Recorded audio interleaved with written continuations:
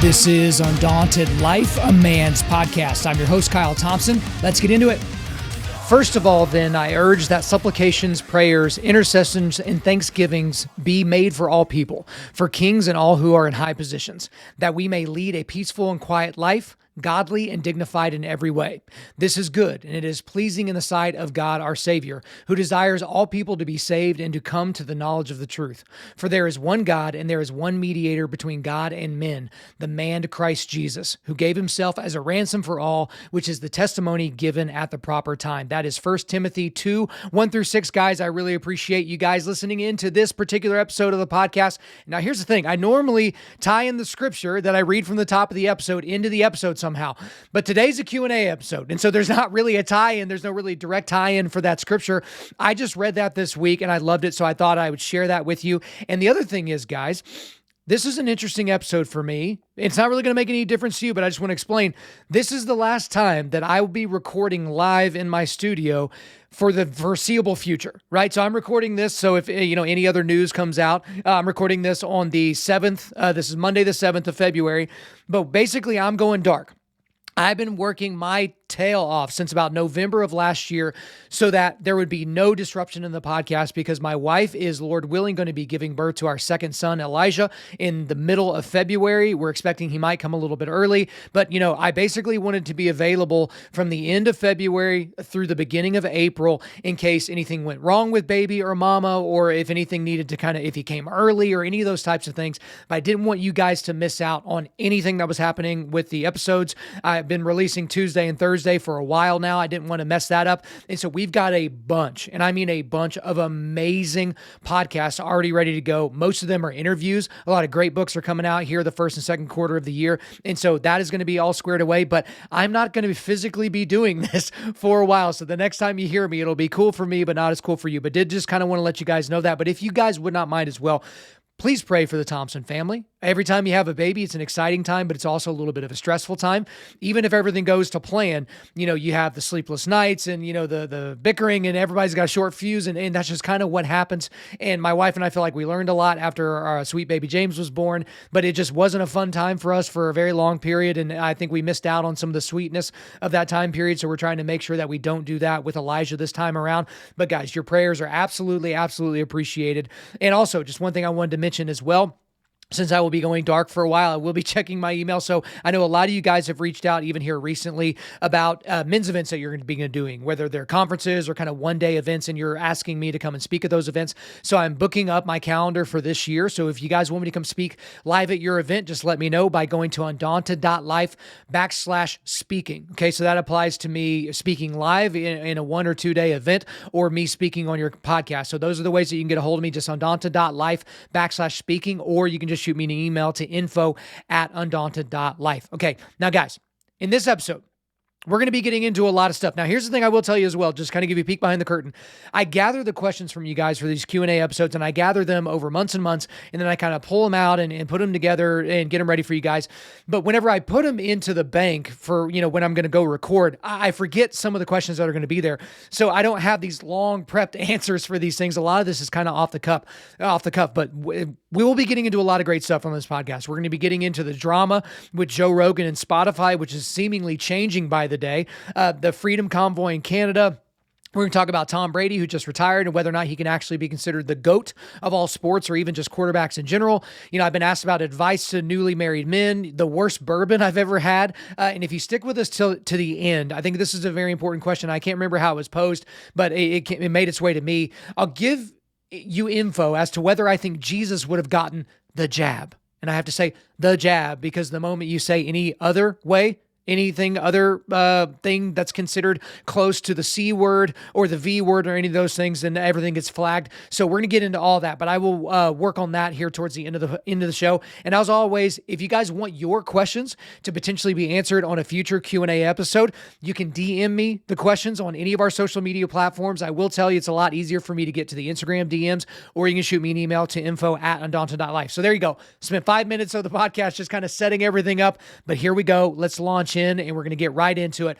What are your thoughts on the Freedom Convoy, and why haven't you done an episode on it yet? So I love that I get messages from people now that it's like, hey, why haven't you talked about this yet? I thought you were going to talk about, why haven't you done this or that? So I actually appreciate those because it lets me know what you guys are into and what kind of gets you fired up.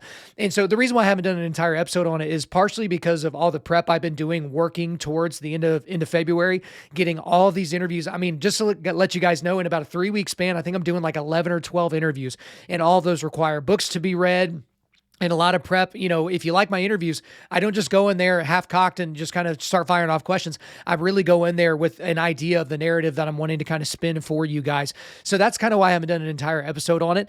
And it's happening in Canada. It's a cool thing. But basically what's happening is all these truckers are getting together, and, they drove across Canada in this big long line, and they made their way to the capital of Canada, which is, I guess, Ottawa, which I learned this week. And they've basically parked there, and they're basically against the vax mandates, especially for that group. It's interesting because about 80% is my understanding of truckers are vaccinated, but they're not anti-vax. They're anti-forced vaccination, right? They're vaccine mandate. That's essentially what they're doing. And it's inspired people here in the United States to potentially do something similar, to do the same thing. So it's a really interesting thing. And it's been fun to kind of watch it. And Justin Trudeau, who is one of my least favorite people in the world, like just seeing how he's responding to this, saying that these people are holding like inappropriate views or unacceptable views, I think is the word that he used. It's showing just his complete cowardice because he can't actually engage with these people. There have even been reports that he escaped to America. I say escape, but he's chilling out in America until things calm down in Canada. So don't really know what that's about. But the thing that's interesting about it is that this might happen in America, and all that's great. And it's cool. There's actually a bigger story that's happened inside this story that I think is something that all of us should really think through. And that's what GoFundMe did. So right from the beginning of this, they started a GoFundMe for the Freedom Convoy, and so that they could raise money. And I'm not sure where that money went, but they raised millions and millions of dollars in donations in a fairly short period of time. And then all of a sudden, GoFundMe decided out of the blue that they were going to shut down their page, that they were going to shut down the Freedom Convoy's, charitable donations and all those things. And so that's not that shocking because, they're obviously a leftist organization. They've kind of done stuff like this in the past. You kind of get it, where they're like, oh, well, this is kind of going against the vaccines and going against the very liberal Canadian government. Like, maybe this isn't the best thing, right? But maybe the worst and most sinister part of all this is initially GoFundMe said that they would not just blanket provide refunds to all the people that donated to the cause, right? But that the funds that were donated, again, millions and millions of dollars, would instead be sent to what they called credible and established charity verified by GoFundMe, otherwise known as theft, right? Because if I decide I want to give my money to the Freedom Convoy or to something else, and then all of a sudden GoFundMe decides, yeah, I know what you said you wanted to do, but we're going to take that money and we're going to give it to a charity that we like, probably more left-wing, probably liberal. And as a lot of people have pointed out, they've gotten rid of this page, but Black Lives Matter raised millions and millions and millions of dollars using that platform. And those people weren't just, parking their trucks outside of federal buildings. They were lighting them on fire. They were fighting police officers. They were throwing bricks through businesses. They were killing people. And yet GoFundMe had no issues with that, right? But as I understand it, GoFundMe has since then, because there was like an immediate outcry from everybody across the globe that, hey, you can't do this. This is theft. This is a big deal. So they actually did give those refunds back. And then there's a separate site where people can go. It's not GoFundMe. It's a different one that I'd never heard of, where, people are able to send the donations to now. But again, the fact that they even tried to do that, the fact that they even tried to pull that nonsense is astonishing. And the thing is It's scary that a private company can do this because I'm very libertarian on how private companies operate. I'm very, open to, markets and all those different things. But it's absurd to me that it took outcry for them to go back on the fact that they were planning to steal money from people that they politically disagreed with. Right? So there's a lot of things that you can discuss with the Freedom Convoy, but that is kind of the biggest deal for me with that. So hopefully to those of you that wanted me to do an entire episode on it, I spent 4 or 5 minutes on it. So there you go. Let's get into the next question. Do you think that Barry Bonds and Roger Clemens should have been voted into the Pro Baseball Hall of Fame? Also, do you agree with David Ortiz being a first ballot Hall of Famer? So here's the thing. I think I've talked about this before on the podcast. No. I do not think that Barry Bonds or Roger Clemens or Andy Pettitte or Mark McGwire or Sammy Sosa or Rafael Palmeiro or any of those guys should be in the Hall of Fame. Okay? They're cheaters. They knew they were cheating. Some of the guys have come out and given these half-hearted apologies later, but it's like, yeah, I'm sorry. I don't feel too bad for you. You already won the games. You already hit the home runs. You already collected the money from merchandise and from your contract. So these sorries after you retire, I'm sorry. I'm just not really big on that. Again, I think we should have grace for people that are actually, trying to make things right. But I just don't really believe these people. And so the big news and the reason why the person is asking this is because Barry Bonds and Roger Clemens, they were on the ballot for the very last time because there's a time period where you roll off the ballot. You don't just stay, on there ad infinitum. And so they didn't make it in their final year.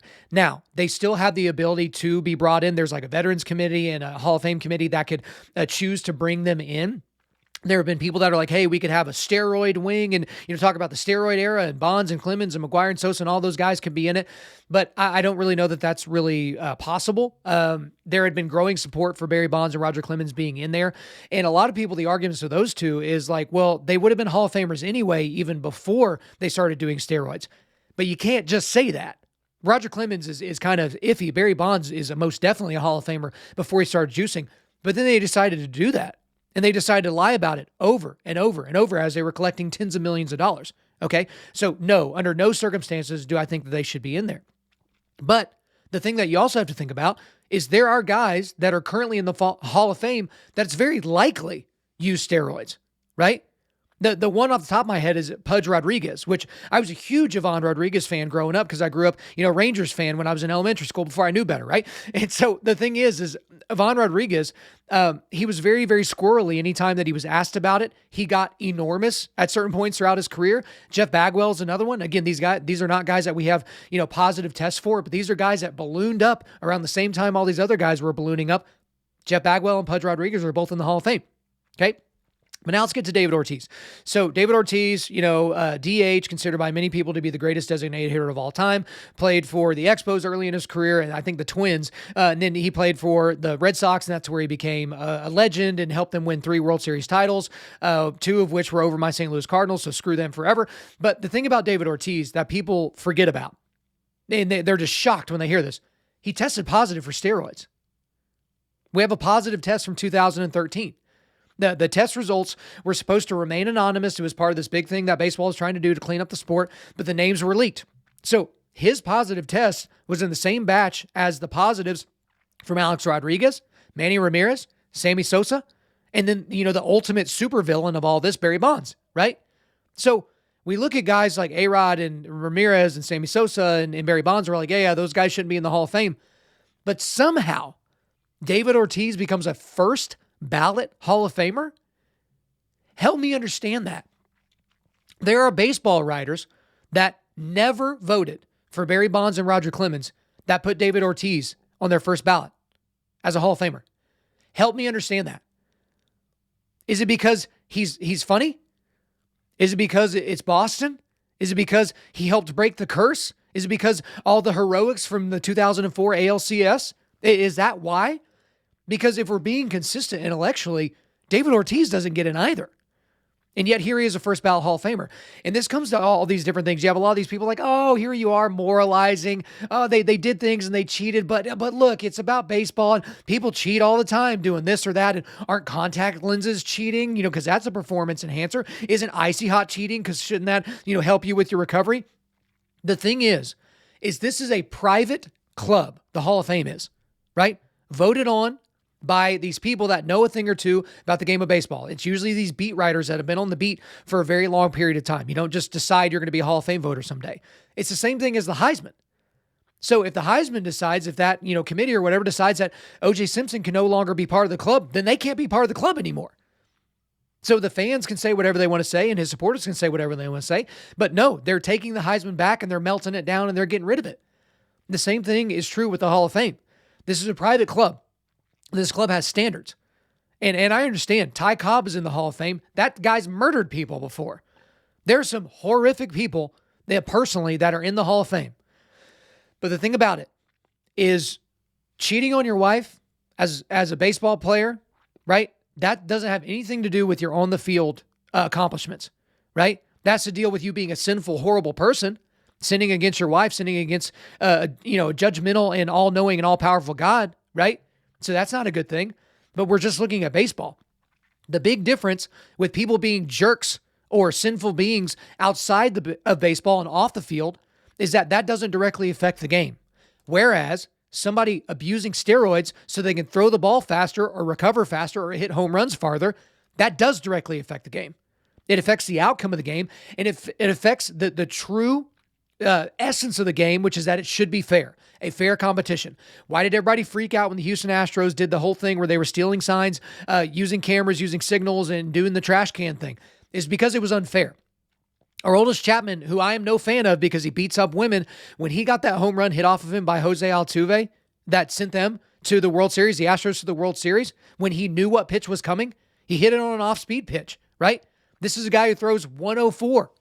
And all of a sudden, an off-speed pitch is coming. Don't you think that's to the benefit of the batter? And we freaked out about that. But then some of the same people are like, oh, we don't want to moralize when it comes to Barry Bonds and Roger Clemens. Save it. Barry Bonds, Roger Clemens, everyone else I've mentioned, including David Ortiz, should not be in the Hall of Fame. I'm a huge supporter of baseball, but I won't be supporting the Hall of Fame if they're just going to let guys like that waltz in. No, thank you. All right, next question here. Are there any shows out there like yours for intense, undaunted women?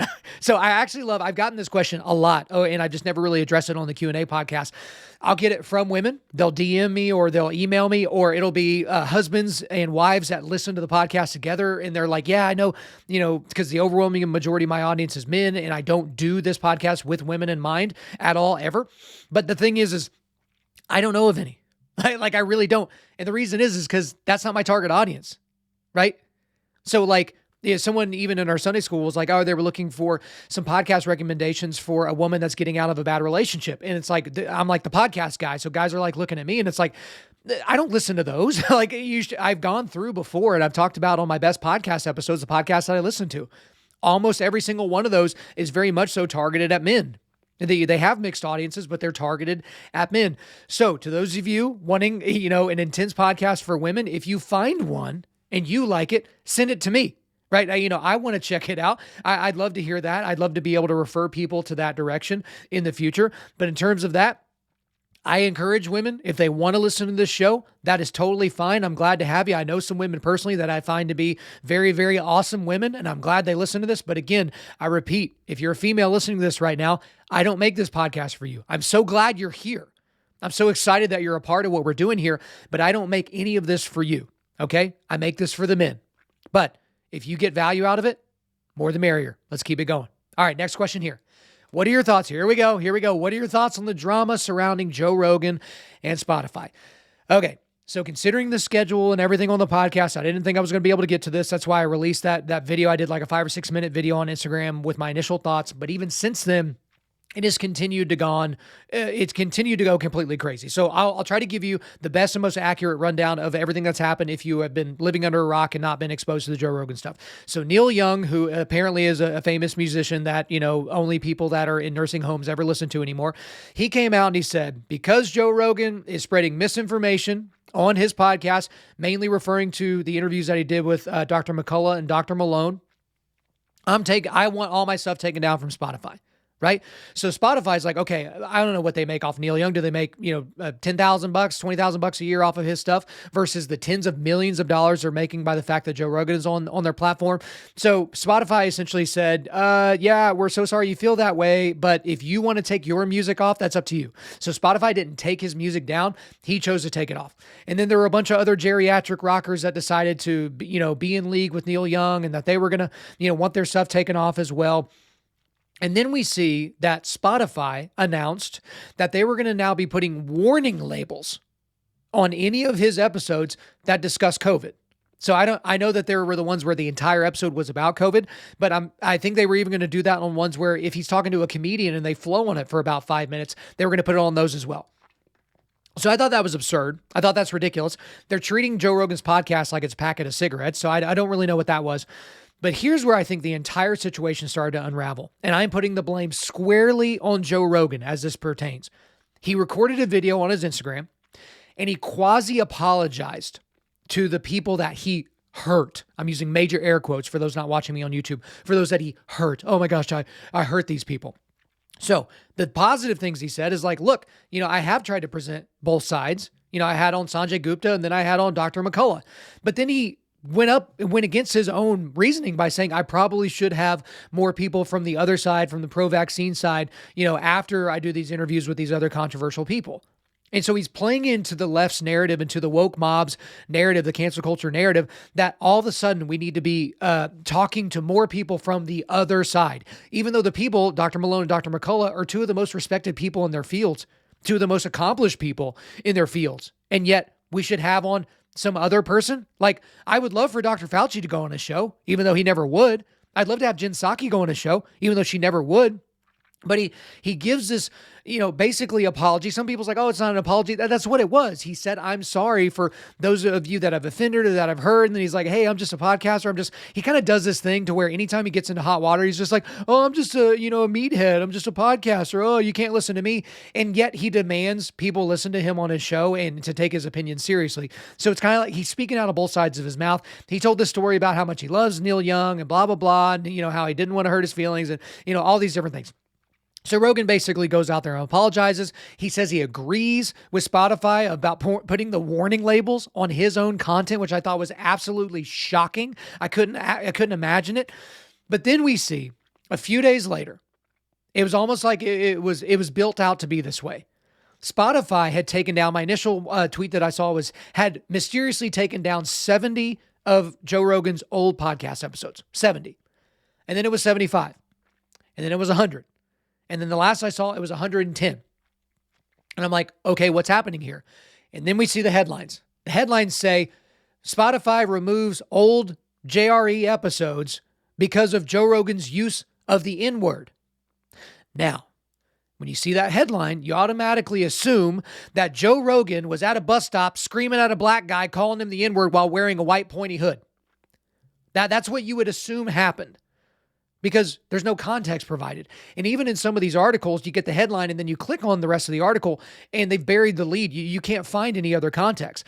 The context is Joe Rogan, many times on his podcast, usually when talking with other comedians, we're discussing the use of that word, and he would actually say the word, Nigger. He would say it out loud as a word. And we talk about how it's silly that a certain segment of the population can use that word and it's not supposed to be offensive, and how other segments of the population can't use that word. Otherwise, they are 100% racist no matter what, right? And so he's had that before. He said it before. And now's a good time for me to kind of tell you, I don't think I've said this on the podcast before, I have also used that word in a similar context. I remember an exact situation that happened. This would have been 2005 or 2006. I was living in Murdaugh Hall in the dorms at the University of Central Oklahoma.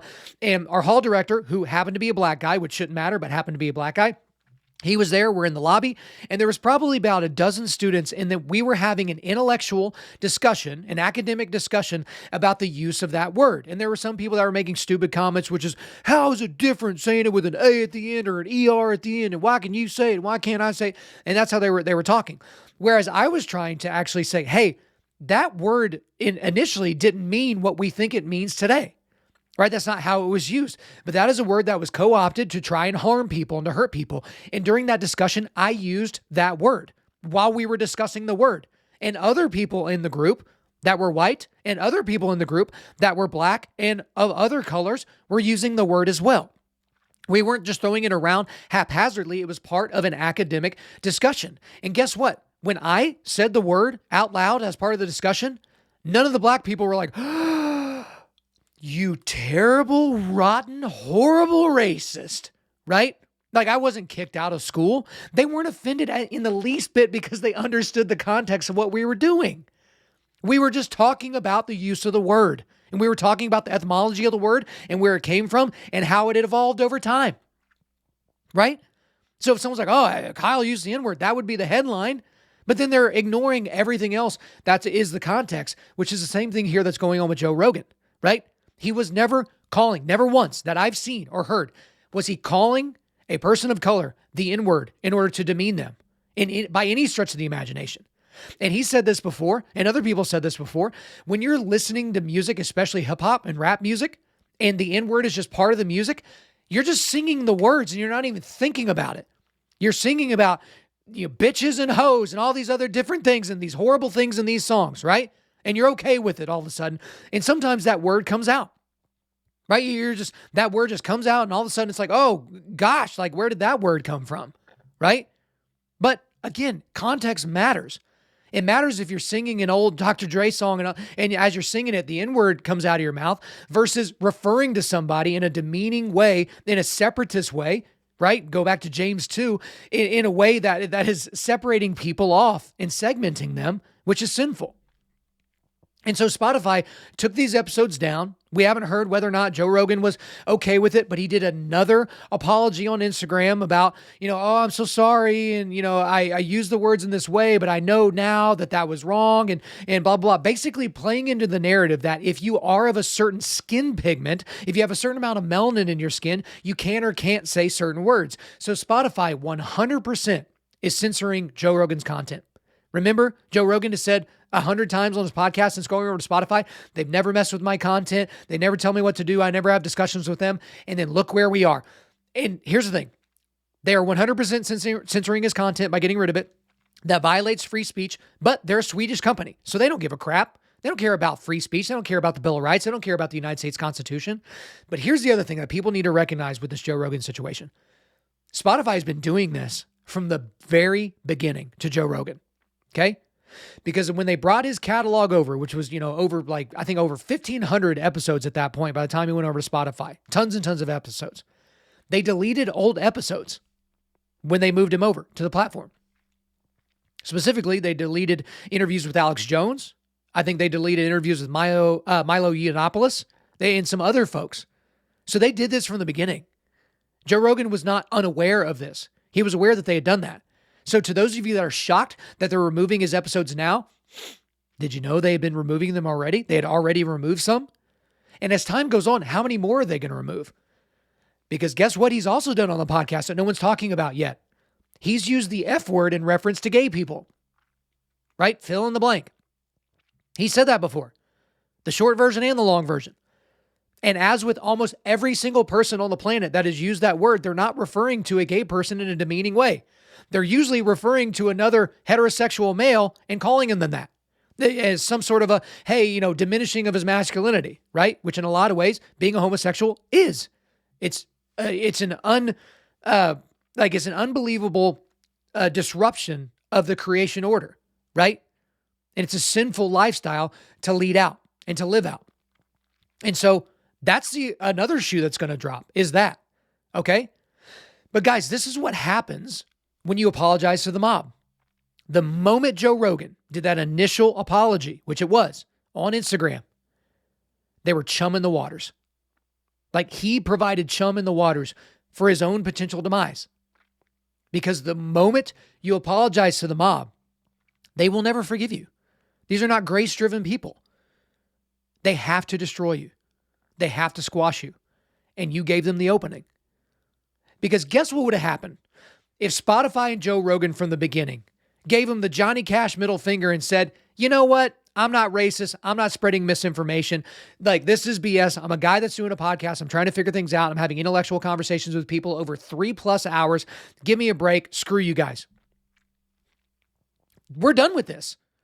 We're not talking about this anymore. Again, I'm recording this on Monday the 7th. So by the time this gets to you guys here in a few days, I'm sure something else will have happened here, right? He may have been kicked off of Spotify by this point. But as of this morning, I heard that the Spotify CEO came out and wrote a letter to his employees saying, I'm so sorry we're keeping Joe Rogan on the platform.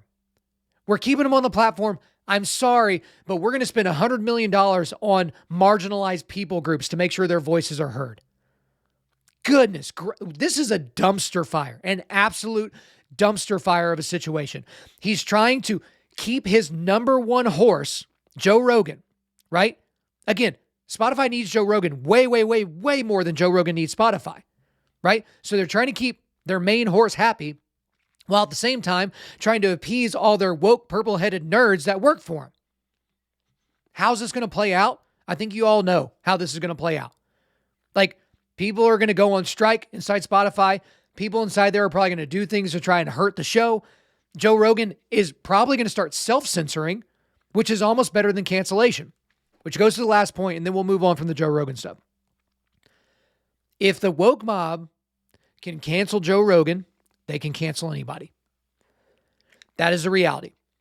Because Joe Rogan, as I've said and as many people have said, is uncancelable. He's way too big. He's famous for too many things. Whether it's, television, Fear Factor, whether it's his comedy, whether it's his UFC fight commentary, or whether it's his podcast. He's too famous. You can't get rid of his voice. But if the woke mob can get him kicked off Spotify, yeah, he'll end up somewhere else. Maybe he goes to Rumble. Maybe he starts his own thing with Elon Musk. Who knows? But if he starts self-censoring, if he starts thinking one thing but saying another because he doesn't want to make anyone mad, that's going to be an issue. And also, if the woke mob can get a Swedish company to cave, to control them and tell them what to do, what company could they not do this with? And guys, we've seen this with the biggest Fortune 50, Fortune 100 companies around the globe right now. They're buying into this woke narrative. They posted the black squares during the George Floyd riots. They're raising all these money for supposedly marginalized groups, right? That apparently aren't getting a fair shake in the country of the United States of America. Joe Rogan didn't start this, and he can't end it. But again, his best thing that he could do at this point is tell everyone to go screw off. He's going to do his thing. And Spotify should back him up on that. Because that ends all of this. Stop apologizing. Stop going out there and trying to make everybody your friend. Be yourself and let everybody deal with the consequences. All right, guys, next question here. How can I balance work and gym life? Okay, so a little bit of context on this question because I know the guy that sent it over to us, supporter of the show. This is a guy that's about to go, I believe he's about to start law school or he just started law school. And so the way he framed this question to me was giving me an excuse right from the beginning, right? Oh man, how could I possibly go to the gym and go through law school? Which I know the first year of law school is absolutely brutal. That's why most law schools don't let you work during the first year, is because you have to give all of your dedication to the first year of law school. They don't want you quitting in the second year. They want you to quit early, right? That's kind of the whole idea. And not a lot of people, but there is a segment of the population that will quit, and they quit in that first year. And so the thing that I told this guy is I called him out for it. I said, look, you're already putting an excuse in place. You're going to blame the fact that 2 or 3 years down the road, when you get out of law school, the fact that you're going to be fat and out of shape, you've already got your excuse ready to go. It's in the gun, ready to be shot, right? Oh, I was in law school, right? Which sounds a lot like, oh, my kids are young. Or, oh, my kids are in a lot of different sports. Or, oh, I'm just afraid of getting hurt like I did back in the day. Or, man, I'm just too busy with work. Or, man, whatever the excuse is. You got fat and out of shape, and now you're just looking for excuses. This guy's not fat and out of shape yet, but he's going to get there. And so I basically told him, I said, if you want to actually take your physical fitness and your physical resilience seriously, then you have to work out first thing in the morning. So I don't care how early you have to get up. I don't care how early you have to go to bed. But that's got to be the first thing. Because the biggest mistake that people make with not working out in the morning, like if they're going to be the after work people, they've got their gym bag and they're going to go into the gym. They're going to change out their suit and change into whatever. And then they're going to go home, is how many things go wrong during the day, right? Wife's mad at you, so you want to go home and be around her so you can maybe smooth things out. Oh, kid got sick, so we got to, pick him up from school in the middle of the day and then, kind of, work remotely, or, oh, something went wrong, the dog took off, or, whatever. Things come up throughout the day. And then all of a sudden you're not going to the gym anymore. The people that work out after work, think about that. How many times have you had to not do your workout because something came up? Or you just convince yourself throughout the day, the 8 to 10 hours you were at work, man, I've had a really rough day. I'm going to go home and watch Netflix and chill with myself, right? You guys know what I'm talking about. But in the morning, so you got to be at work by 8, you got to get out the door by 7:30, you got to be in the shower by 6:45. Wake up at 5:30. Get after it. Whether you have to go to the gym or to work out at home. And that's why I'm an enormous advocate for home gyms, right? Because you're taking out a lot of the getting ready. So like in the summer times, I'm working out in my underwear because it's my garage.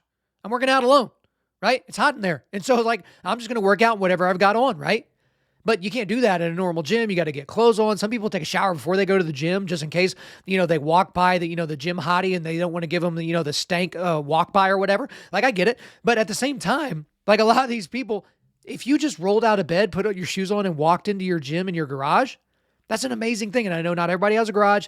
Not everybody has that capability, but I'm a huge advocate for that. If that's a style that you can build, spend the money early on all the equipment that you need, which you don't really need a lot. And, after 6 months, you will have paid for it with most gym memberships, especially if you're doing something like CrossFit. But again, that is how you get out of your own way. That's how you balance work and gym life, is you get your gym stuff done early. Because here's the thing, when I woke up early this morning, I did not want to get up. I had squats in front of me. I don't want to do them, but I was required to do them, right? It's my duty to hit the garage and take care of my body, right? And now, no matter what happens for the rest of the day, that box has been checked. What's probably one of the hardest things I will do today, right? And then I got to do it all over again tomorrow. Tomorrow I got deadlift and pull-ups. It sucks. I hate it. It's my least favorite workout of the week. But I'm going to knock it out really, really early in the morning when it's really, really cold. And then when I'm done, I'm done. I've checked the box. That is how you balance work and gym life. All right, guys, next question here. What is the See, this is the thing. I always forget the things that y'all ask, and then I have to remind myself. What's the worst bourbon you've ever tried? Okay, so here's the deal with this, is I have an exact answer to this, but I want to talk a little bit about that. I have tried probably hundreds of different whiskeys at this point. And again, don't be one of those nerds or idiots that's like, oh, do you like bourbon or do you like whiskey? Bourbon is whiskey, okay? Whiskey is the daddy category. And then off of that, you get Scotch, you get rye, you get bourbons, you get, Irish, Canadian, you get all these other different ones. So I've had a lot of different whiskeys in my life. But the number one worst bourbon that I've tried is Rabbit Hole finished in PX sherry casks, okay? Now you might be thinking to yourself, I thought Rabbit Hole was pretty good. I've got some Rabbit Hole. Some people can't even find Rabbit Hole because it's so rare and people really, really like it. Also, Kyle, I've heard you say before, you really, really like whiskeys that are aged and or finished in sherry casks. And you would be right. A lot of people do like Rabbit Hole. It is somewhat hard to find Rabbit Hole. I love almost every single whiskey, especially scotches that are aged in sherry casks. It's one of my favorite. It's not cherry, right? It's sherry casks, right? I love them. I absolutely love them. But the time that I had Rabbit Hole finish in PX sherry cask, like literally my buddy and I were both drinking it, and then we were silent, and then we look at each other and we both just kind of go, ugh, this is kind of gross. But that's your first sip. Your first sip isn't always reflective of the rest of the dram, right? So we take another sip and another sip, and every sip was terrible. Terrible for multiple reasons. Number one, it just didn't taste good, right? A whiskey has 3 different things. There's a nose, a palate, and a finish. Like the nose wasn't interesting. The palate didn't taste good, and the finish was even worse, right? And the other thing is he and I both like sherry cask aged and finished whiskeys, and we were shocked at how bad this one was. And so of all the bourbons that I've tried, Rabbit Hole finish and PX sherry cask is by far the worst. And here's the other thing. There are other bourbons out there that are junk, right? Those $15 bourbons that come in a plastic bottle. But even some of those are really, really good. I mean, Evan Williams 100 proof, right? The bottled in bond. I mean, you can get a huge deal of that for $17. That's a good drinker, right? It's a positive, good drinker. But again, don't always judge a book by its cover. It's a gorgeous bottle from a somewhat reputable company, but goodness gracious, that was junk. But I'm going to add a couple of little bonus questions here to the end of your question. I'm going to tell you what the best bourbon I've ever had is, and a bourbon I'd like to try that I haven't tried. So the best bourbon I've ever had in my entire life, there is no close second. It is Pappy 20-year-old. So Pappy Van Winkle, very famous. You've got the 10-year-old, which is the old Rip Van Winkle. You got the 12-year-old Lot B. You've got a 13-year-old Rye, a 15-year-old Pappy, a 20-year-old Pappy, and a 23-year-old Pappy. And then there's also a 25-year-old Pappy, which most people have never had before. I've had all of them except for the 25. And a lot of people freak out about the 23 and they're spending, $2-3 grand on it or something like that. But the 20-year-old Pappy Van Winkle is the best of the lineup. That is like perfect. And my second favorite is a 12-year-old Lot B. It is like the perfect bourbon. A lot of red berry notes in that. It's super, super long finish. You can go back to your glass even after you drink it all, even like an hour later, you can still smell it. The best one I've had. But the bourbon that I'd like to try that I haven't is Michter's 20. So Michter's 10-year-old bourbon is fantastic. I really, really like it. If you can find it, it's a great one. I definitely suggest that you pick it up. But a buddy of mine even here recently tried the Michter's 20, and he said it was the best bourbon he'd ever had before. So any of you guys out there that love me or love this podcast, if you've got a bottle of Michter's 20, shoot me a message. I will give you my address, and I will gladly accept that bottle from you. I'll even take a little bit of a sample. Appreciate you very much. But let's get on to the next question here. If you had to survive, if you had to survive a zombie apocalypse, which weapon would you use to survive? Funny thing about this question, we're already suspending reality by talking about a zombie apocalypse, right? That's not real. It's not going to happen. But if we're suspending reality in this fantasy, I'm an A-10 Warthog pilot, right? Like I'm killing people from the air, right? And this A-10 Warthog will never break down, will never need maintenance, and won't even need fuel. Right? It's just going to be fired by my excitement, right? That's how it's going to get up in the air and take care of business. So if I'm in a zombie apocalypse and we're suspending all belief and all reality, I'm in an A-10 Warthog. And if you don't know what that thing is, go to YouTube. It is, oh man, that is an amazing, amazing machine. But, assuming you meant I'm on the ground, like all these zombie movies and television shows, and I've got to kind of work my way through society and, I might get, taken out by some zombies here or there. I actually thought about this question a lot. Okay. I was thinking about it as after I put it in the bank and I'm like, oh, what would I use? And maybe I'd use this, maybe I'll use that. I'm going to go with a high capacity magazine fed shotgun. Okay. Now there are a lot of different ones, so I'm not going to mention any individual brands. You can go check that out. Literally just Google high capacity magazine fed shotguns. But I've seen some shotguns that guys have like 30 round magazines on. Now I don't really know how well those are going to work or how easily they'll get jammed up or something like that. But that to me, that's the stopping power you need. Because if you're going to go with something off of an AR platform, whether it's a 300 Blackout or a 223, 556, maybe that's going to be good for you. Maybe you've got a SCAR that shoots 308s or something like that. But with these zombies, I'd be worried about the through and throughs, right? You don't want to wound a zombie. You want to stop them, right? And let's say you don't get the headshot when you're shooting your, smaller round or something like that. Maybe you get a through and through on the shoulder. Well, it's a zombie. They don't feel that, right? You got to take them out at the brain. So if I've got a shotgun, I've got a widespread. I can do a lot of damage. And if you shoot towards the head, you're probably going to take them out. So if I were in a zombie apocalypse and I had to be on the ground, right? This is Zombieland Part 3 and I'm there, right? Give me a high capacity magazine fed shotgun. All right, next question here. Is Tom Brady the GOAT athlete regardless of sport? Now, I'm trying to remember back. I think I've answered this question before. I know I've talked about Tom Brady before, but again, it's pertinent now because he just retired last week, all the different things. So GOAT means greatest of all time, obviously, but a lot of people after he retired said that he is the greatest athlete. He's the greatest of all the GOATs, right? So they're putting him above Michael Jordan. They're putting him above, maybe you're a Michael Schumacher person from the F1 days, or maybe you're a Jack Nicklaus person for golf. Maybe you're, I'm trying to think of the other GOATs. Maybe you're a Babe Ruth for baseball, those types of things. They're saying he's the GOAT of all GOATs. But here's the thing. I don't think there's any way, shape, or form that Tom Brady can be considered the greatest of all greatest, right? And that's because Michael Jordan is still a thing. Okay. Michael Jordan completely revolutionized the sport, went 6-0 in his championships. He became a brand, right? Nobody's walking around wearing the new Tom Brady's. You know what I mean? No one's walking around proudly with the TB logo on their hoodie, right? He hasn't created, everything that can be a GOAT on the field performance and off the field performance. He doesn't have that. It's not even close. I don't even know why anybody would discuss that. But it's also not a slam dunk, and no pun intended, it's not a slam dunk that he's the greatest of all time quarterback, which I know now is like blasphemy. Some of you are like, oh my gosh, you're such a hater. Like, why would you even say that? But guys, we need to look at, again, when you're looking at GOATs, and I normally have this in the context of MMA when I'm having this debate, you can't just look at a stretch of time And you can't just look at the things you want to look at, like stats and wins and losses and championships. You have to look at everything. That's why I consider George St. Pierre to be the greatest fighter of all time, because when you bring up, John Jones, the fact that he's popped for steroids, right? You have to take that into account. When you bring up Anderson Silva, it's like he was the greatest of all time for about 4 or 5 years. And then he had the rest of his career where he lost like 7 of his last 8 fights. So I'm sorry, you can't just, pretend like that guy's the greatest of all time. But we have to go down the controversies.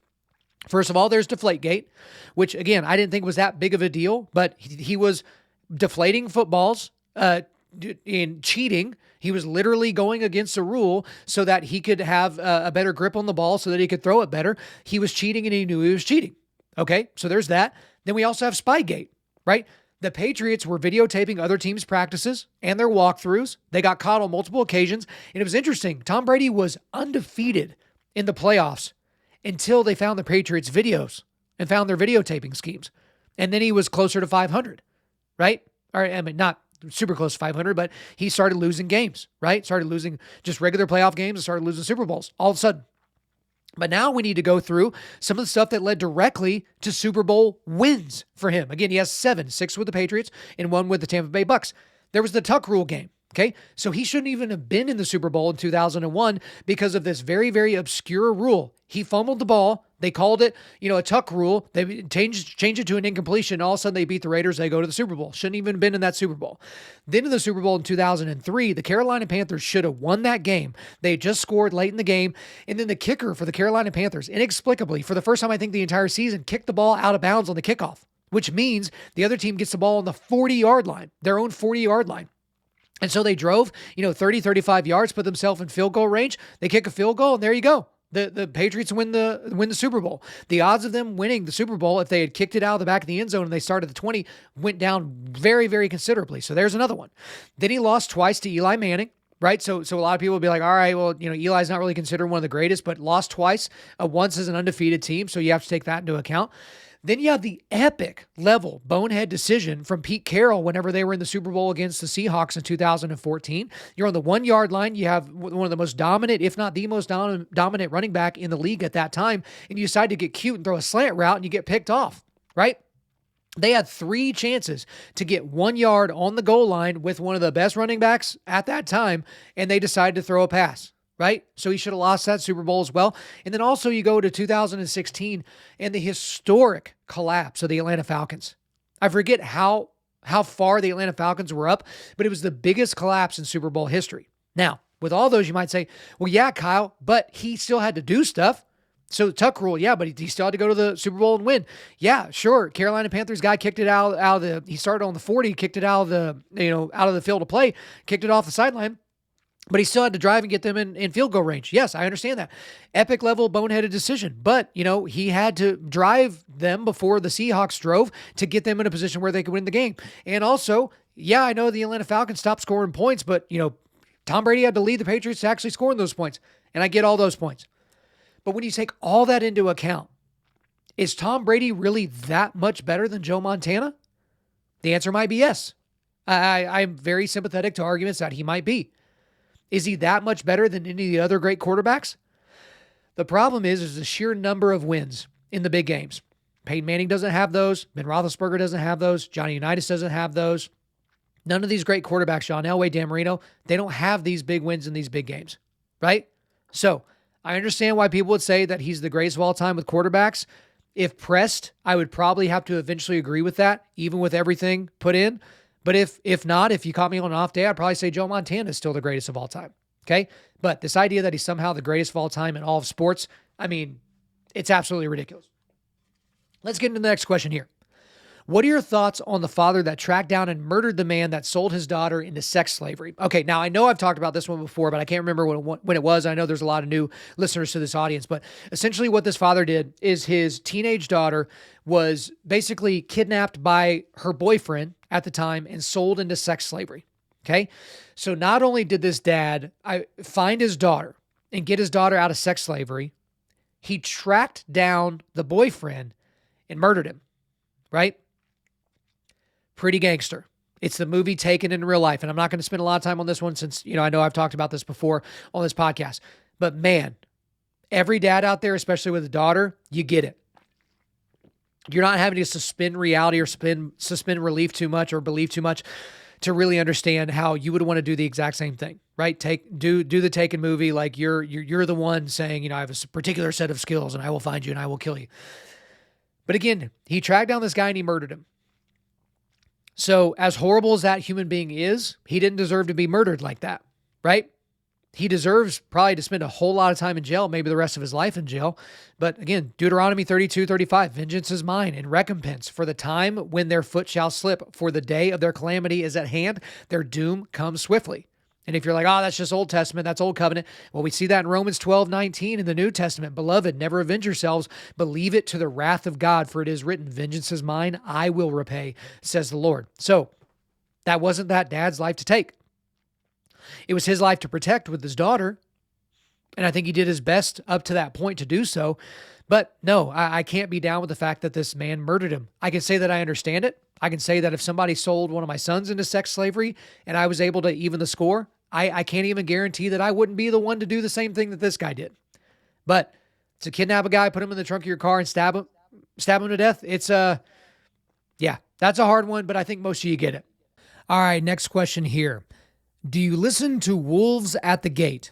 All right, so here's the deal. I have been asked about this band so many times since Undaunted.Life was started. Since August Burns Red is the intro outro music, I think Wolves at the Gate have gone on tour with them before, and I swear to goodness, you guys ask me about this band all the time. And here's what I have to say. I'm not really a fan. I'm so sorry to disappoint all my listeners out there that think because I listen to August Burns Red that somehow I should want to like a band called Wolves at the Gate. I'm not a fan, okay? I hope those guys do well. I hope they make millions and millions of dollars and support their families and make the music they want to make and go on all the tours and do all the things. But when I listen to them, the sensation I get inside my ears as it attaches to my brain is not a positive one, okay? That is more of a radio metal band, right? So you could expect to turn on, the radio station, your local rock station, hear something like Wolves at the Gate. That's not my favorite kind of music, right? Wolves at the Gate and August Burns Red are not even close in terms of their intensity, right? Wolves at the Gate isn't metalcore, which is what August Burns Red is. So to all of you asking me about Wolves at the Gate, hopefully you're listening to this and hopefully you never, ever, ever ask me about this again. I wish those guys well. I want them to be successful. God bless them. No, I'm not a fan of Wolves at the Gate. All right, next question here. What are your tips for newly married men? Okay, so I actually do speeches sometimes for groups of guys that are about to be married or have just been married. And so I've got a bunch of rapid fire ones just off the top of my head that I know that I talk about. And I usually start out with something similar that you guys have heard me say before. Stop looking at porn and jerking off. That's number one. A lot of unmarried men that look at porn and jerk off assume that when they get married, they're going to be having so much unbelievable sex that they're not even going to have time to masturbate. And for just about the entire married population of the planet, that is not true. Okay? And I also know men that have a very, very healthy sexual relationship with their spouses, and they still look at porn and masturbate, almost as if it's a compulsion or an addiction, right? But do not assume that your wife is going to all of a sudden be enough for you to stop looking at porn and masturbating. It's something you have to get in check. And again, I'm not a huge fan of going through these 12-step programs to get off of porn and, we're going to buy this thing, we're going to buy that thing. And I'm okay with accountability programs. I support them and I have them. And, I'm okay with guys that we want to, talk through with some other guys and have accountability groups and all that. But guess what? At the end of the day, the people that create the filters, the guys that are in your accountability group, the pastors at church, they're not with you when you're at home by yourself. When you know how you can find porn, you can find it just about anywhere. And they're also not with you when you're going through the mental Rolodex and going through your highlight reel and using that as a masturbatory aid, right? They're not there with you. At the end of the day, you have to stop looking at porn. Some people have prayed to the Father, and the Father has granted their request to have that no longer even be a vice or a desire for them. But for most everybody else, that's not there for you, okay? So that's the very, very first one. You've got to stop looking at porn, okay? Got to stop jerking off. The next one of the most low-key, but one of the best pieces of marriage advice that I've ever gotten, and I got it whenever I was engaged, is have one bank account, have a shared bank account. Okay. So let me just preface. They don't mean have all your money in one single account. Okay. What they mean is all the accounts you have, you're both on them. Okay. Because when guys start having affairs, they're putting it on the business card when they take out their, skank for to dinner or something like that, or when they get a motel to bang their secretary or something like that. That's what they're using that money for. They're doing a bunch of stuff in cash and all that. From day one, my wife and I have had the exact same accounts. She has access to all of my accounts. I have access to all her accounts. And by hers and mine accounts, I mean for her business and for my business, right? But all of our other monies, they're our money. We're at the same bank. We both have the apps. There's no hidden money. And, you might think, well, how do you buy presents for each other and all those things? We don't do those things either. Like we don't do like Valentine's gifts. We don't do birthday gifts. We don't do Christmas gifts. We put all that money towards, travel and different things like that. We still, every now and then, we'll get surprises for one another and things like that, but we have all the money there. Money or the reasons why most couples list that they're getting a divorce, aside from the fact that they just don't love each other anymore or whatever crap they make up. But the thing about it is have all your accounts shared. Great advice. Another advice for newly married men, have kids. I don't mean today. If you're 22 and just got married like me, I didn't have my first kid until I was in my 30s, right? I get it. But have kids. Your marriage is not about you and her only, okay? You need to have children. That is a glorious thing that God has called for you to do. So don't be one of those people that's just like, we've just decided not to have kids and be completely selfish for our entire lives. Definitely don't do that. Make sure that you have a plan to have kids. Also, keep your families in check. And I mean your extended families, right? So moms and dads and aunts and uncles and grandparents, they can really ruin Thanksgiving and Christmas, right? But then you have a lot of people where it's like, okay, they go to their mom when they're having problems with you and they talk to mom about it. Oh, you got to get that in check. You've got to get that in check. Okay. And I understand people have close relationships with siblings and different things like that, but that can absolutely destroy a marriage when you let your families get in on you. And then, I know people that it's like, they would do 2 nights a week where they would have dinner with the extended family and, the family's kind of deciding when they're going to go on vacation and when they should buy a house and what kind of car they should have and whether they should have kids and when they should have kids and what they should name those kids and all those different things. Bro, there's some families that are absolutely insane. And I'm not saying you don't need to have families, you need to disrespect your families or anything like that. But guess what? It's just you and her, buddy. At the end of the day, when all of her other family members die off, whenever your kids are out of the house, which is at the age of 18, and they don't come back because you're not going to allow them back into the house, right? It's just you and her. It's you and her forever.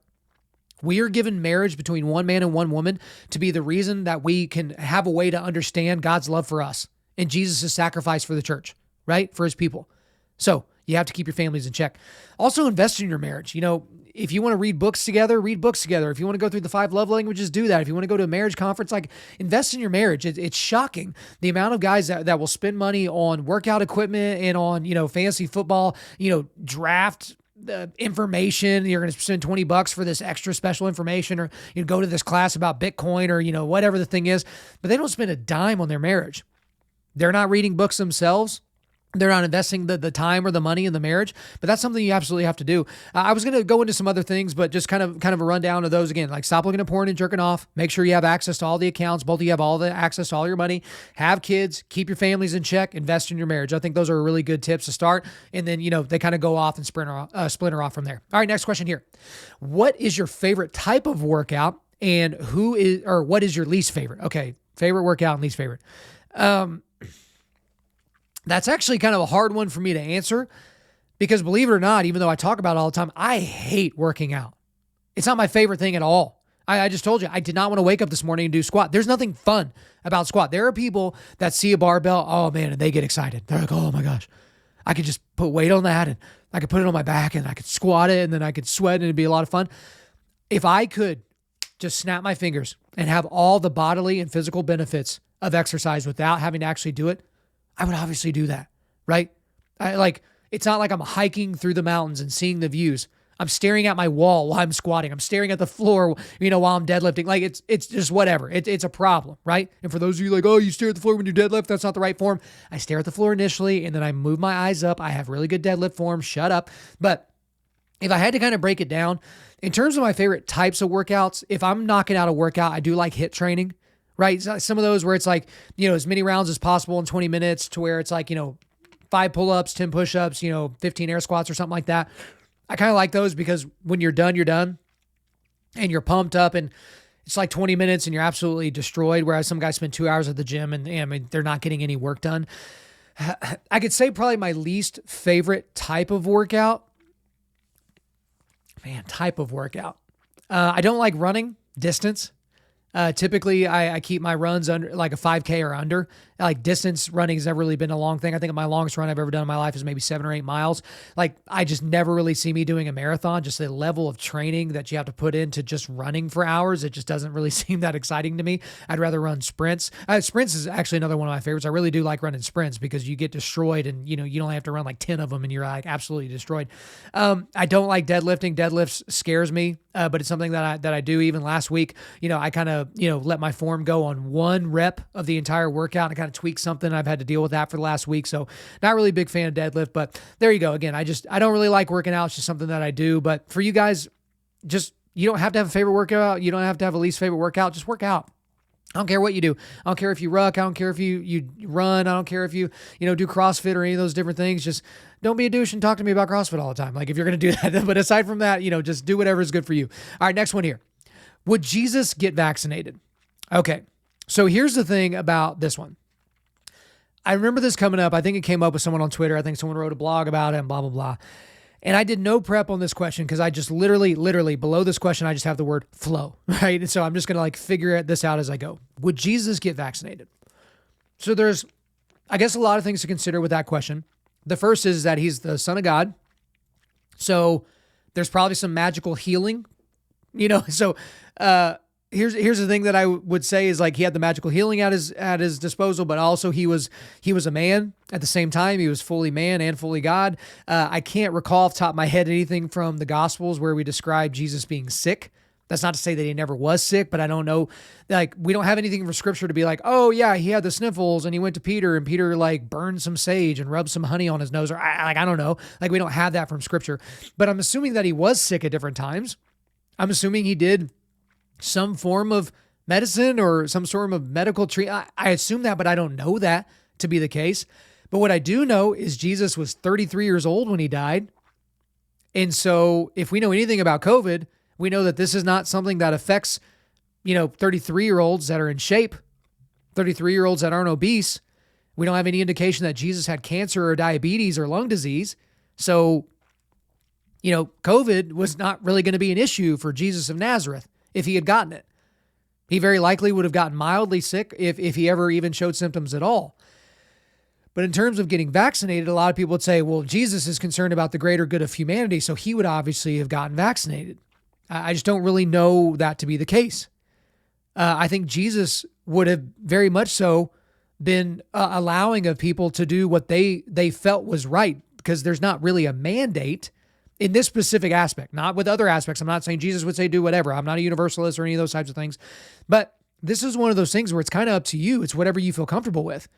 I don't know this to be the case, but if somebody wanted to treat, a cough that they had by, drinking some sort of a tea mixture and honey, like he may prefer not to do that, but would he actually say that that person was bad?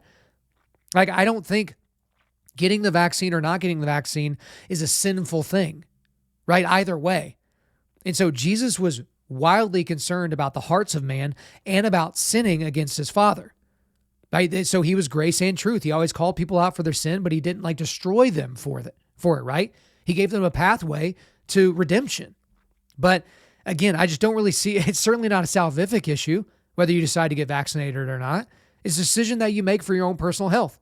There's some people that are anti all pain medication. They're not going to pop an ibuprofen or a Tylenol or anything else, or something harder like a Vicodin or oxycodone or something. They're not going to do that. That's not a salvation issue. It's a choice on your own medical well-being. Now, I do think where it does get into that is let's say you're addicted to oxy. I think Jesus would have something to say about that if you're constantly, popping these pills to, numb yourself or all that, and you're trying to get high or whatever with them. I think Jesus would have something to say about that. Just like God gave us alcohol as a social lubricant, but it can be used in a negative way to destroy people and destroy lives. Same thing with sex or food or anything else. But again, I just don't know that Jesus would be too terribly concerned about whether or not to get the COVID vaccine. But if you in your own wisdom feel like you need to go before the Father and pray for whether or not you should get the vaccine or whether you should not encourage other people to get the vaccine, that's great. That's good for you. Which goes into the next question, which is, are you anti-vax? Which is so interesting now because according to Webster's dictionary, I guess I am anti-vax because they've added to the definition of anti-vaxxer people that are against mandates for vaccines. So I'm 100% against that. But I'm not against you getting the COVID vaccine. Again, if you haven't heard me talk about it before, I have chosen not to get the vaccine. The reason is because from the very beginning, my wife and I decided that we were not going to huddle up in our houses and hide until the vaccine was available. And so from that very moment, we became, aware that we could contract this virus. And we were okay with that. Just like we're okay with the risk of contracting the common cold or the flu or something else. We know that that is a hazard that we take on. Every time we get in our cars, we know there's a chance we're not going to come back, right? Every time we get our heart rates up when we exercise, we know there's a chance it's going to explode and all of a sudden we're not going to be alive anymore. We take those chances. It just is what it is. But we both got COVID, and she and I are going to have to deal with the long-term ramifications of getting COVID, which we don't know yet. Like we're 3 years into this, but do we know what the effects of getting COVID, the alpha variant, is going to be on somebody 10 years from now? We have no idea. We have no clue. People can't even guess at this point. They're just, conjecture at this point. But for us, we know what we're going to have to deal with. We dealt with the initial getting sick, and then now we've got natural immunity to a certain degree for a certain period of time. But what we don't know are any of the long-term negative ramifications of getting the vaccine. We don't know that. Right? We know that some people get myocarditis. We know that some people are just dying after they get the vaccine somehow. Again, people don't like talking about this, but Marvin Hagler, the great boxer who died, he died right after he got the vaccine. No one really talks about that. Bob Saget, the world famous comedian and the dad on Full House, Danny Tanner, he got the booster and then he died, right? His heart just stopped, but no one's really talking about it. Again, I'm not saying that the vaccines or boosters killed those people, but it's at least a question that needs an answer. And so I am skeptical about the vaccine personally. It's something that I already have natural immunity that is multiple times more effective than the vaccine alone. And so for me, especially being young and healthy, and my wife as well, we don't feel like that's that big of a deal for us. COVID is very, very, very, very, very likely not going to kill us if we get it again. And it was extremely unlikely that it was going to kill us initially. And that is not to be insensitive to anybody that has lost family members or had a really, really bad experience with getting COVID. But for us, we've decided that we're not going to get this vaccine. But we're by no stretch of the imagination anti-vax. We've gotten vaccinations. We're getting our kids vaccinated, but not with the COVID vaccine, but all the other vaccines that you normally get when you're a kid in your first few years of life. We're going to do all those. We're very, very pro-vaccine. We think that's a grace from God that there are vaccines that can prevent you from getting these preventable diseases that could very, very likely kill you. I think that's a great idea. I'm glad that as a population, as a humanity, we've almost eradicated polio entirely. I think there's one country, I think it might be, I can't remember what country it is, maybe in Afghanistan, but there's only one country that won't let, people come in to give the polio vaccinations, but we've almost eradicated disease. I think those things are amazing. It's a preservation of the Imago Dei. When these people aren't suffering and dying in these horrible ways, since we're in this post-Genesis 3 world where there is disease that kills people, right? But for me, we've just made that decision. But if you've decided in your own personal wisdom to get the vaccine, great. I don't care. I literally don't care. Now, if you start getting in my face saying that I'm an idiot, some sort of anti-vaxxer because I don't want to get the vaccine, screw you. I didn't ask for your opinion, right? You didn't ask for my opinion on your fact that you got the vaccine. And guess what? Getting the vaccine doesn't make you virtuous. This unearned moral superiority that people are saying that, wear double masks in their car and get vaccinated. I'm sorry, I don't care about your opinion. We live in a free society currently that allows for you to choose whether or not to do something, whether or not to inject an experimental substance into your body. I'm just not into it. There would have been circumstances, had I not ever gotten COVID, I very, very seriously would have considered getting the vaccine. Or I may have not have, but this is the world we live in. I got COVID. It is what it is. I'm not anti-vax. All right. Last question of the day, and this is going to be an easy one. What grade would you give Joe Biden's first year? So F- is a possible grade. So he gets an F-. Okay. To the people that support Joe Biden, I almost said Joe Rogan. For the people that support him, whether you voted for him or not, whether you still support him or not, I want to know what redeeming quality came from his first year as president. What is the thing that you can point to, the accomplishment that you're like, oh yeah, I'm going to hang my hat on that. Like that's what I want to do. Like that was so great. Because you can't say foreign policy because you got Russia knocking on the door of Ukraine. You've got China flexing all over the place. You've got the debacle that was Afghanistan. You can't point to the economy because even if the economy has grown in certain places, it hasn't grown nearly at the rate that it should have. Inflation is absolutely insane, and it's by their own doing, by blowing all this artificial money into the marketplace and causing this inflation, which will only get worse. We're going to have inflation and stagflation. It's going to be horrific as we get into the rest of this year. But as we continue to move on, point me to something. He's not doing great on illegal immigration. It's wide open on the southern border. And we've seen evidence that's verifiable that they're putting these immigrants, these illegal immigrants on planes and flying them all over the country, right? And letting them settle. They're doing these plane flights in the middle of the night, settling these people all over the country, right?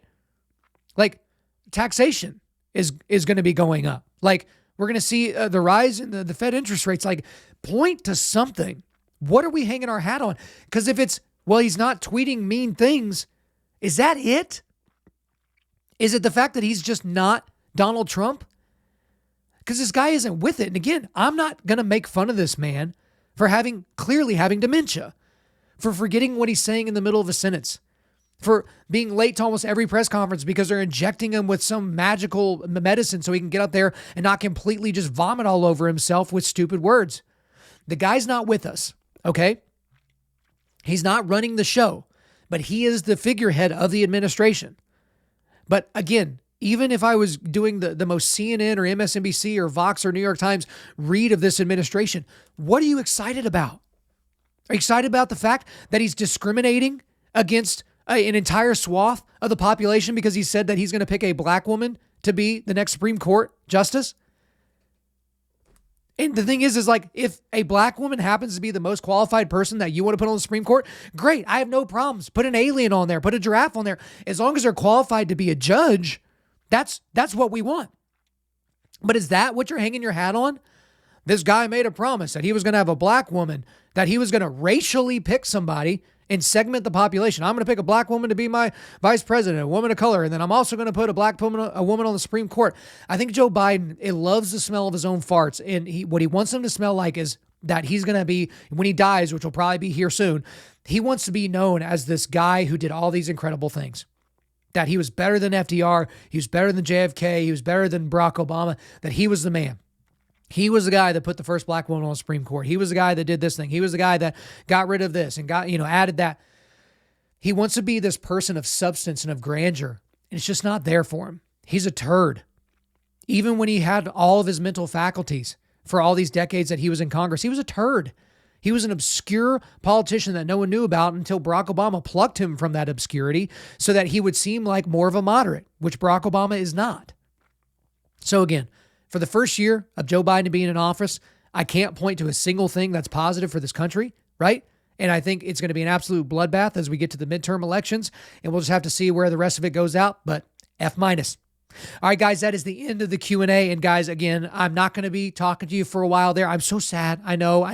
You're going to be hearing from me, but I'm not going to be delivering any messages. So if any big news happens in the rest of February and March and into April, don't worry. I will be paying attention. I will be making notes, and I will likely come back guns blazing, but I will see you guys later. All right, guys, quick resilience boost before we get you out of here at Undaunted.Life. Our mission is equipping men to push back darkness with content that forges spiritual, mental, and physical resilience. And just so you know that I'm a nice guy, even if it's something that I don't like, the only link I've got for you today is to the Wolves at the Gate website. So if you want to check out that band and tell me how wrong I am for not liking this band, great. It's solidstaterecords.com/Wolves at the Gate. You can check them out, listen to them until your heart's content. I don't give a crap. Go for it. All right, guys, thanks so much for listening to the show. We do appreciate it. Wherever you're listening to this, please subscribe, rate, and leave us a positive 5-star review. If you want to come and speak live at your event or on your podcast, I already told you how to do that. Just shoot me an email to info@Undaunted.Life, or you go to Undaunted.Life/speaking. Also, follow us on Instagram and TikTok, and like us on Facebook, and check out our website for everything else, including how to donate. Here I am at the very, very end. Guys, I'm just going to leave this in here. Normally, I would edit this part out. but I'm going to just redo that line, right? This is my last time I'm talking to you for a while. So here we go. Redo. Check out our website for everything else, including how to donate to keep more content like this coming your way. Just go to www.Undaunted.Life. Guys, I did it. And also, we want to also thank the band August Burns Red for allowing us to use their music for our content. The music on this podcast is their song Cutting the Ties, which is off their 10th anniversary re-recording of their album Leveler. The links are in the description. I'm your host, Kyle Thompson. Remember, keep pushing back darkness, keep forging spiritual, mental, and physical resilience. Keep seeking the Lion of Judah.